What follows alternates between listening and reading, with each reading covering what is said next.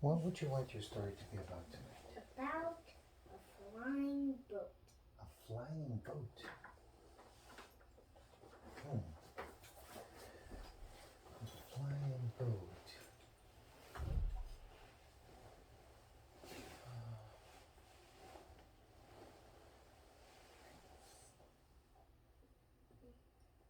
Hmm.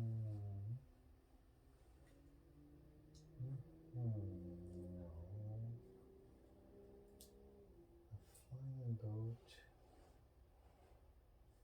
With a cat on it. What? Cat on it. With a cat on it?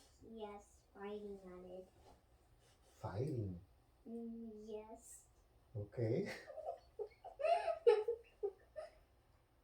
It said riding on it, but you said fighting on it.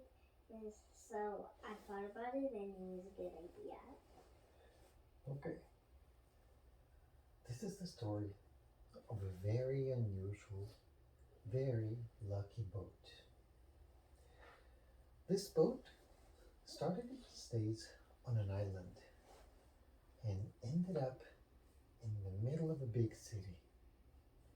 This boat knew water, knew air, and knew land. Had an amazing life for a boat. For, you see, a humble family in this little island needed a tiny, tiny boat to go out fishing to sustain themselves. And so, with the help of a couple of neighbors and family friends, they built it. And they did a great job. There were quite the craftsmen in that island.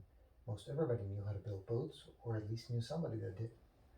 And so that knowledge had been passed on from generation to generation, and they actually made great boats. And it served the family well for a long time. About 10 years it did, until they were ready to um, upgrade to a bigger boat. And so when they did, somebody came along that was looking for something shaped like a boat to make an amphibious aircraft. And so that person bought the boat because he thought it had quite the character and it was very beautiful. But instead of putting it in the water, it first took it to his garage and put a delta wing on it, put an engine and a couple of seats, and turned it into one of those delta wing flying boats. I can show you a video of those tomorrow. But they're essentially like a dinghy, like the one we have, uh, but with a big wing on the top and an engine on the back, and they can fly. And so the boat went up in the air and flew for many, many years until one day a very wealthy tourist was up on the island and saw such a unique flying machine. Because, I mean, there are those flying machines all over the place, but never one built with a boat that had been built by locals. It's usually made of rubber and other materials like that, not a local boat. So I thought, wow, I have to buy this delightful construction that they have. And he made an offer, quite a substantial offer to the local owner, who immediately accepted and was able to buy something much better with that money. But the wealthy tourist came back home with a relic.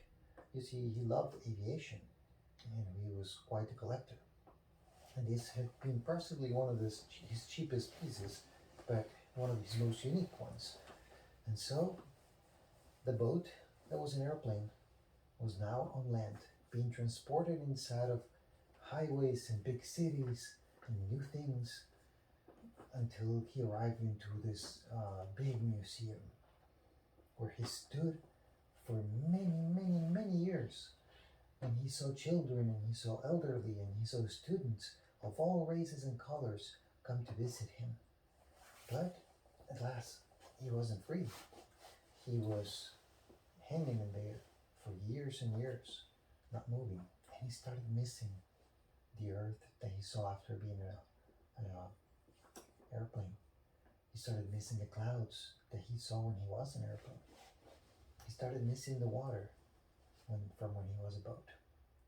And so he devised a plan and manifested a wish into the universe.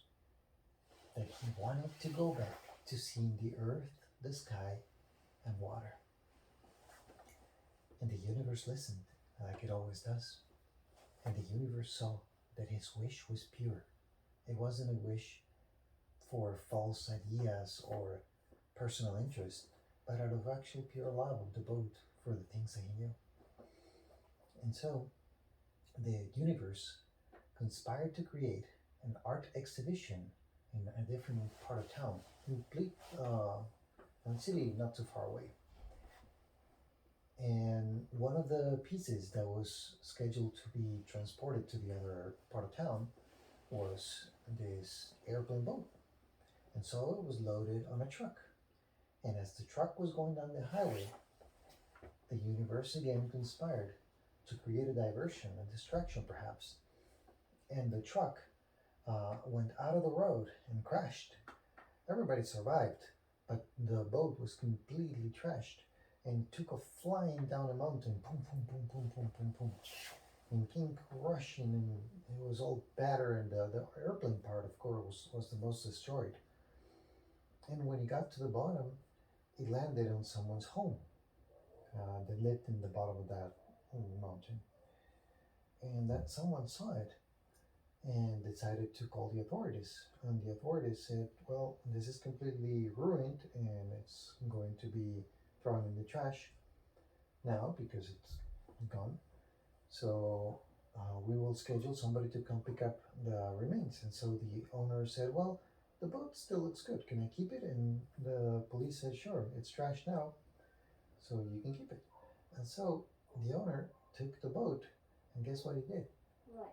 He flipped it upside down, rested it on the ground, and created like a little tiny tunnel to get in and out.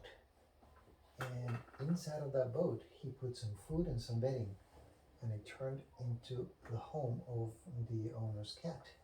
And so from that day on, the boat near land could see the sky every day, and when it rained, he could feel the water again. And not just that, but he made a new best friend, the owner's best cat. But that's not the end of the story.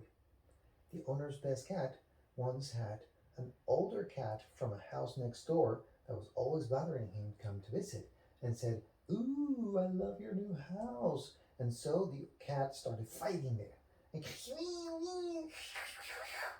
and kicked him out of there.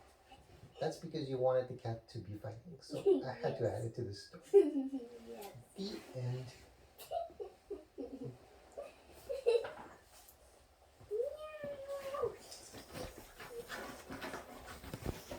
The end of it.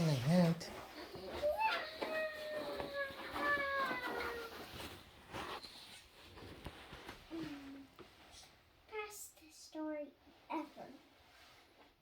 This song will make me dream. That's what I wished.